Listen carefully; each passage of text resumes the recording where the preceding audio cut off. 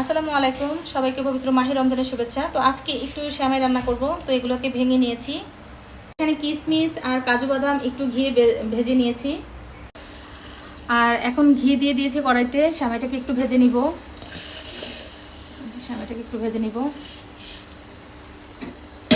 তো এই যে ঘিয়ের ভেতরে সেমাইটাকে একটু ভেজে নিচ্ছি যেন এটা পুড়ে না যায়। আর এখানে চুলায় দুধটা জাল করার জন্য বসিয়ে দিয়েছি। এখন দুধটাকে ভালো করে জ্বালিয়ে নিব। তো এই যে আমার সেমাইটা ভাজা হয়ে গেছে, কারণ যখন দিয়েছিলাম একটু বেশি মনে হয়েছিল, এখন দেখেন ভাজতে ভাজতে একটু কমে গেছে। তো এই পর্যায়ে নামিয়ে ফেলবো, এটা যেন পুড়ে না যায়।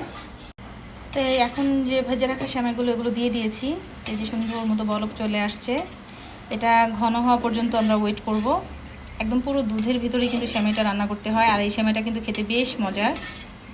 তো আজকে একটু রান্না করলাম। সেমাইটা আমাদের হয়ে গেছে, এটা নামিয়ে ফেলছি। আর এখন এই যে ভেজে রাখা যেগুলো দিয়ে দিব উপর দিয়ে, এটা ডেকোরেশনের জন্য দেয়, তো এখন দিয়ে দিচ্ছি।